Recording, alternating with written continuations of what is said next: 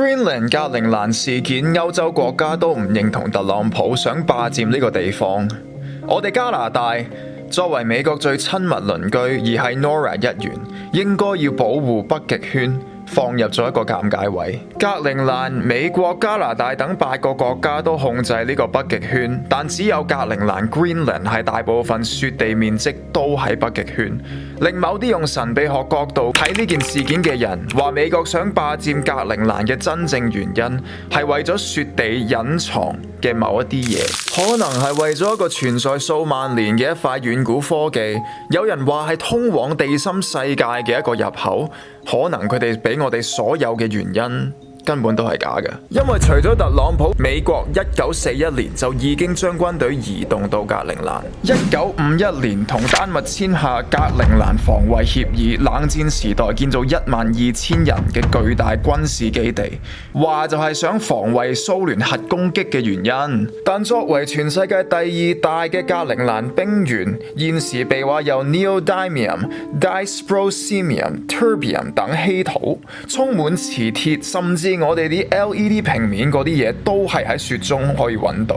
令人揭發好多大 tech 公司嘅老闆都放資源落去格陵蘭嗰邊鑽窿，係為咗擴大 AI 嘅一個舉動。點解唔喺其他南極或者其他雪地做呢啲投資呢？係咪證明格陵蘭嗰啲雪層下面係有啲好特別嘅嘢？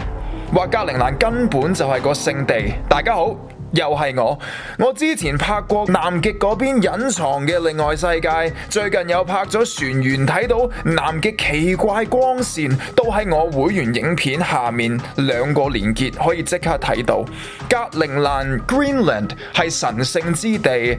話源於呢個叫 Hyperborea 許帕爾波瑞亞嘅地方，話許帕爾波瑞亞人雖然居住喺冰雪中，但佢哋土地卻有陽光照耀嘅神聖之地，而係被話係現時嘅 Greenland 格陵蘭。都係希臘神話，但英國西伯利亞歷史書有記錄過 Hyperboreans home is beyond the point of north winds， 更話嗰啲人係能夠活到1000歲，所以終於解釋到我由細一個問題：點解 Greenland 叫 Greenland 呢？綠色的地，格陵蘭 Greenland 有80%嘅地都係用冰雪蓋住，所謂綠色嘅地方極少。但其實有冇可能綠色 green refer to 嘅嗰樣嘢就係聖地呢？所以你睇 Google Map check Greenland， 佢有好多地方都係睇唔到噶，因為唔想俾你睇到嗰個 green， 定係唔想拍到5萬年前已經喺格陵蘭嘅一個非人類科技，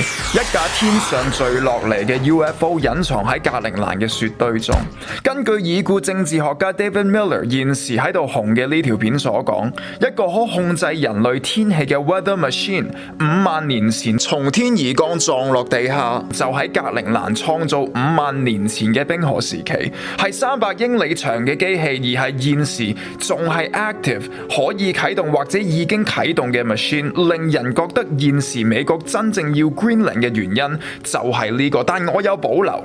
首先 David 係出名出好多瘋狂嘅理論，同埋佢點樣知道呢件事？佢話軍方發現呢個 machine 之大小，因為飛機飛過時 machine 周圍有令到機器故障嘅阻尼牆，令到當時飛機墜落。而當時係1947年，確實係可以 check 到1947年呢個 Keybird 嘅美軍飛機的確係喺格陵蘭嘅西北區墜落，而係好奇怪，差唔多有50年嘅時間，呢隻 Keybird 就係喺格陵蘭嗰邊食西北風，完全冇人去執咗佢個殘骸，係唔想啊，定係唔敢？更怪係直到1995年，一個私人資助嘅公司 Keybird LLC 想去攞回呢架飛機時，維修時候佢突然着火，同行嘅主要工程師 Rick Creech 當場病死咗。之後呢架飛機嘅殘骸更加不了了之，係有人唔想人去揾到啲乜嘢證據，定係嗰塊地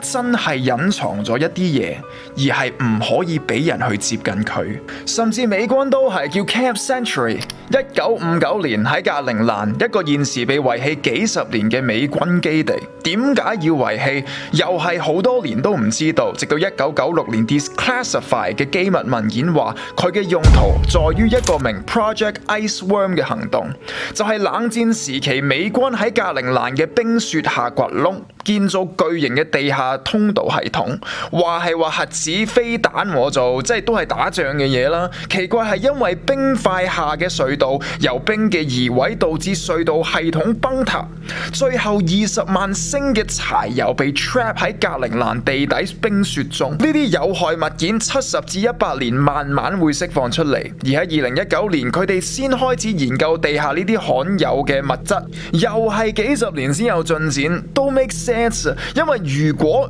有人好似咁相信地下係有嘢啊，你哋呢班人倒一大堆 chemical 落去，的確係會令人好嬲嘅。但呢個係根據北極圈根本就係通往地下世界嘅呢個講法。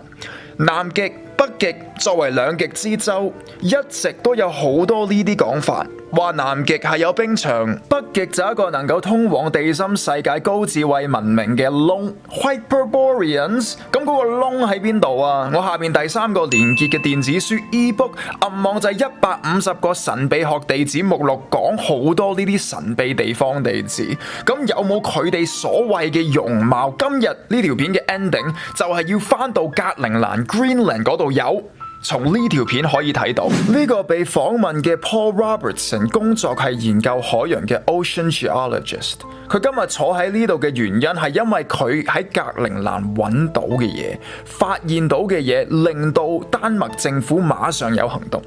話說喺2013年 ，Paul Robertson 同一位同僚喺 Greenland 格陵蘭拍到呢一條片，被人話係一條美人魚。美人魚喎，美人魚。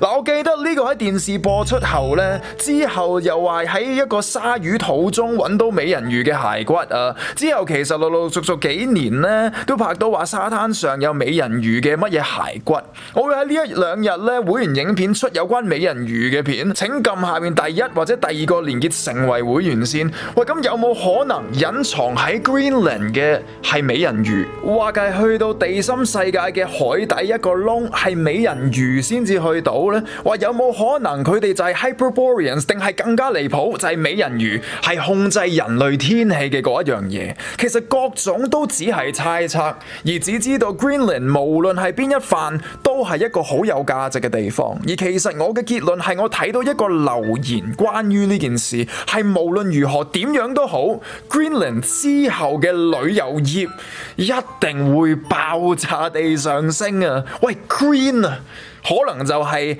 銀紙嗰個綠色啊！